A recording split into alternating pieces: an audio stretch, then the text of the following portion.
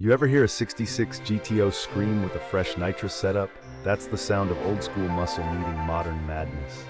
I dragged this poncho out of a barn, dust thicker than my ex's makeup, but I saw the lines and felt the fire burning under that rust. Engine bay, empty as a Sunday diner at midnight.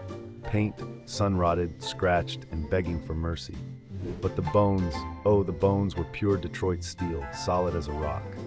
I yanked the 389, rebuilt her with forged pistons, rods, and a cam that snarls, then strapped on a nitrous plate system that'll slap you back harder than a first date with a bad idea.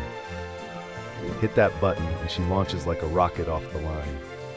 The paint, custom mixed, deep midnight blue with a ghosted silver stripe that catches the light and breaks hearts at every stoplight. Chrome's polished to a mirror shine, stance is mean and low, and the girls in the shop keep me honest, handing wrenches and cold ones like pros. Every bolt, every gasket, every drop of sweat went into making this GTO a rolling work of art.